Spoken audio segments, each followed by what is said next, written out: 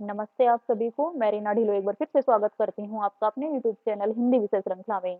तो भाई आज हम करने वाले हैं यूनिट 9 का रिवीजन, क्योंकि बच्चों के पास अभी समय कम बचा है और कम समय में उनको ज्यादा मैटर चाहिए पढ़ने के लिए, तो वही मैं आपके लिए उपलब्ध करवा रही हूँ।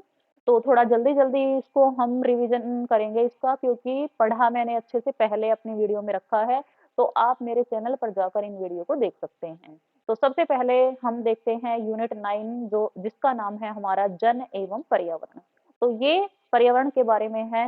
तो इसका जो अर्थ होता है पर्यावरण का, परि प्लस आवरण अर्थात पर्यावरण के चारों तरफ से जो ढका हुआ है, उसके अंतर्गत जो समस्त बाह्य दशाएं हैं उनको जानना ही पर्यावरण है।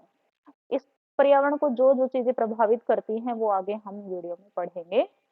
तो देख लेते हैं भाई कि प्रजाति, जनसंख्या और समुदाय, ये तीनों ही हमें जो पर्यावरण के अंतर्गत मिलती हैं और पर्यावरण पर अपना प्रभाव डालती हैं। किस प्रकार से? जैसे जनसंख्या है, ज्यादा होगी ज्यादा दहन होगा प्रकृति का, कम होगी कम दहन होगा, इस प्रकार से। पारिस्थितिकी जो शब्द है, इकोलॉजी, 1866 में अर्नेस्ट हैकल ने इसकी शुरुआत की थी। और उन्होंने बताया था कि जीव विज्ञान की शाखा जिसमें जीव पर वातावरण का प्रभाव तथा जीवों के पारस्परिक संबंधों का अध्ययन ही एनवायरमेंटल बायोलॉजी कहा जाता है। इसके 3 स्तर हैं: जीव जंतु का वातावरण पर प्रभाव, जनसंख्या और समुदाय। फिर आता है हमारा पारिस्थितिकी तंत्र। इसका आविष्कार 1935 में आर्थर टांसले ने किया था। आप कंफ्यूज मत हो जाना। जो आपका इकोलॉजी है, पारिस्थितिकी है, उसका उस शब्द का आविष्कार 1866 में अर्नेस्ट हैकल ने किया था। और पारिस्थितिकी तंत्र की शुरुआत 1935 में आर्थर टॉन्सले ने की थी। ठीक है। इन्होंने क्या कहा था कि जो जीवित प्राणी हैं उनके बारे में, वन, पारिस्थितिकी तंत्र, सागर, झाड़ियों का झुरमुट आदि, कि मतलब जो जीवित नहीं है, जिनमें जीवन नहीं है, जैसे नदियां हैं, सागर हैं, पेड़ हैं, तो वो भी क्या है, पारिस्थितिकी के अंतर्गत आती हैं, जीवों के अंतर्गत आती हैं। ठीक है। उसके बाद आता है हमारे पारिस्थितिकी के घटक जैविक और अजैविक। जैविक आपको पता है जिनमें जीवन होता है, और अजैविक जिनमें जीवन नहीं होता है, जैसे अकार्बनिक, अकार्बनिक, भौतिक। उसके बाद में हमारे पिरामिड काम करते हैं कि जैसे घास है, घास को बकरी खाती है, फिर शेर जो है बकरी को खा जाता है। तो एक के बाद एक ऐसी चीजें चलती रहती हैं। लेकिन जो पानी का, जैसे समुद्र है, नदी है, तालाब है, उनका हमें उल्टा मिलेगा पिरामिड। ठीक है। जैसे ये है बड़ी मछली है, फिर छोटी मछली है, शैवाल है। ये भी मैंने बहुत अच्छी तरीके से 2 बार अपने चैनल पर पढ़ा रखा है आपको।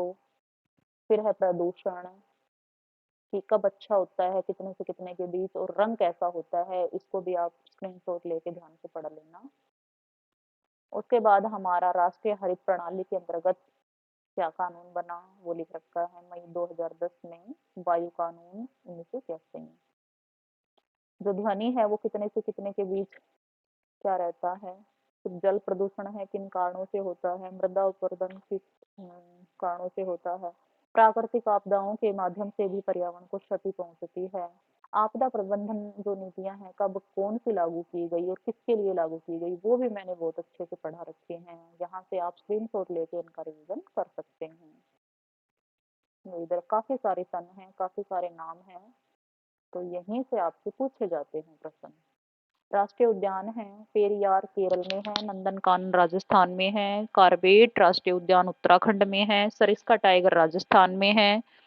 उसके बाद में अभयारण्य, काजीरंगा राष्ट्रीय उद्यान असम में है, केलोवाडो राष्ट्रीय उद्यान राजस्थान में, सुंदर राष्ट्रीय उद्यान, सुंदरबन, सुंदरबन राष्ट्रीय उद्यान पश्चिम बंगाल में है, नंदा देवी राष्ट्रीय उद्यान उत्तर प्रदेश में है। और जो ये MAB है, ये पिछली बार पेपर में पूछा गया था, मैन एंड बायोम इसकी फुल फॉर्म है। इसके अंतर्गत 10 जैव मंडल आरक्षित किए गए हैं। अब जो ये क्रेटर है, ये भूकंप से संबंधित नहीं है। एक बार ये भी पूछा गया था, इसलिए मैंने इसको यहाँ लिख दिया है। ये PYQ है। तो इसी के साथ ही हमारी जो 9वीं यूनिट है वो भी कंप्लीट होती है। इसका रिवीजन भी मैंने आपको करवा दिया है। ठीक है। अब बचती है हमारी 10वीं यूनिट, उसको हम अगले वीडियो में पढ़ेंगे। तब तक आप मन लगा के पढ़ते रहें। और यदि आपको चैनल पर जानकारी आपके लिए अच्छी उपलब्ध हो रही है, आपको कुछ फायदा हो रहा है, तो उसके लिए आप मेरे चैनल को सब्सक्राइब और वीडियो को लाइक कर सकते हैं। धन्यवाद।